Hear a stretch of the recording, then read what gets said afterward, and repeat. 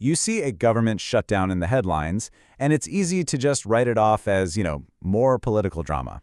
But what happens when that drama stops being just a headline and starts hitting your portfolio?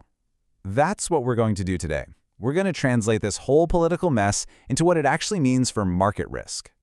And this metaphor? It's pretty much perfect for what's happening. Think about it. The US government is that engine. But right now, for weeks, it's been sputtering. The gauges are all going dark, and this isn't just some small mechanical hiccup. It's a huge, blinking red light for investors everywhere, signaling that something is seriously wrong. Which brings us to the real question, right? When that massive engine starts to fail, you feel the tremors everywhere. So what does all this political gridlock in Washington actually mean for your money, for your investments, your savings, your future? All right, let's get into it and break this down. Okay, first things first. To really get why the market is reacting the way it is, you've got to understand just how serious this shutdown is. We're not talking about some short 2-day pause in Washington. This is different. So let's look at the timeline. It all kicked off on October 1st when the funding lapsed. By the beginning of November, it had already tied the record for the longest shutdown ever in U.S. history. And today, it's still going on, more than 30 days and counting, with no real end in sight. It's this long, drawn-out nature of it that's really got the markets on edge. And the consequences? They're not theoretical anymore, they're happening right now. You've got federal agencies that are either completely shut down or running on skeleton crews. Those key economic reports, the ones that investors live and breathe by, they're just not coming out. And programs that millions of people depend on are at risk. Bottom line, the government is just not working the way the market expects it to. So you might be wondering, why does a stock trader in New York or a fund manager in London care about a political squabble in D.C.? Well, it's because this whole thing hits at the one thing markets need to function: certainty. Yeah, it all comes down to this idea of market certainty. See, investors, they need things to be predictable. They need a steady flow of data, policy that doesn't change on a whim, and capital that moves reliably. A shutdown just takes a giant wrench and throws it right into the gears of all of that. It creates this fog of uncertainty. And you can really see the impact filtering through in 4 major ways. First, there's a data blackout. Investors are basically flying blind. Second, you've got a growth drag, real economic losses that slow everything down. Third, a confidence hit. Both businesses and consumers get spooked, and that's a huge driver for the economy. And finally, you start hearing fiscal alarm bells ringing, with credit agencies putting out warnings about long-term risk. And that growth drag? Let's put a number on it to make it real. Analysts are estimating this shutdown is costing the U.S. economy up to $15 billion. Not a month, but per week. That is a staggering amount of money, and it directly means lower GDP, weaker demand, and just slower growth for everyone. All right, so now we get to the big one, the part you've probably been waiting for. How does all this pressure actually hit the assets in your portfolio? Let's walk through this, because each asset class feels this a little differently. Take stocks. They get really fragile, vulnerable to a sudden drop if there's bad news or because of those data gaps. Then you have U.S. bonds. Their whole status as a safe asset gets put to the test. The U.S. dollar? It could definitely weaken if the world starts losing faith in U.S. governments. But on the other hand, things like gold, the classic safe havens, they tend to do well when there's this kind of chaos.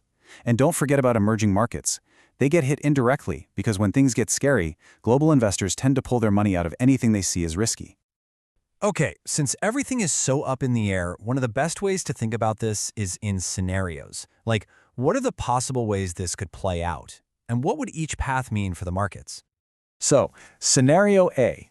This is the best case outcome: resolution and relief.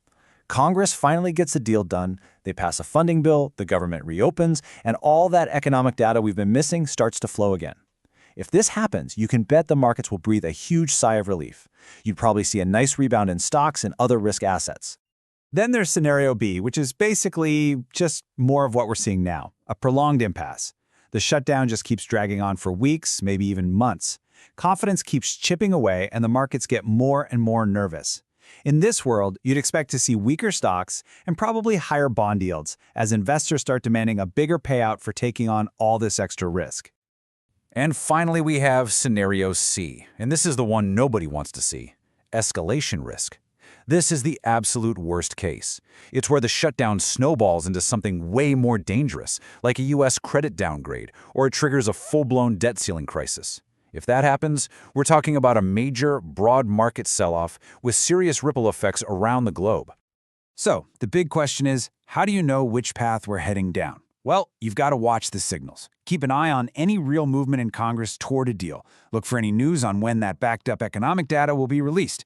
Pay attention to disruptions in federal paychecks. And definitely listen to what the credit rating agencies are saying. Oh, and watch the market itself.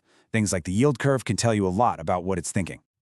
Okay, we've covered the problem, we've looked at the risks, and we've mapped out the scenarios. So now, let's boil all of this down into 5 key takeaways. Your investor playbook for navigating this mess. Number 1, don't just ignore the politics. This proves that fiscal dysfunction in Washington is a very real risk for the market. Number 2, liquidity is king. Make sure you have the cash to handle any unexpected shocks. 3, diversify into safe havens. It might be a good time to think about assets like gold or high-quality bonds, especially if things start looking like scenario B or C. 4, stay flexible. You need to be ready to act whether there's a sudden rebound or things get worse. And finally, number 5, and this is a big one, look at the bigger picture. Understand that this shutdown is a symptom of deeper problems. Yeah, and this quote really nails that 5th point. The shutdown, it isn't just a blip on the radar. It's a symptom of something bigger, deeper dysfunctions like political gridlock and ever-growing debt. These are the kind of long-term risks that just simmer in the background until one day they're not in the background anymore. You know, when it all comes down to it, you have to remember that markets don't pick sides. They really don't care about the political blame game. What they care about is certainty, transparency, a predictable flow of information and money. When the engine of government starts to sputter, the engine of the market does too. And this really is the bottom line. It's one thing to talk about all this as theory, right? But the moment it gets real is when the shutdown stops being a news story and starts showing up as a number in your portfolio's performance. That's when theory becomes a very, very real consequence. So, I'll leave you with just one final question to think about. After everything we've gone over, take a good, hard look at your own strategy and just ask yourself, is my portfolio really ready for that consequence?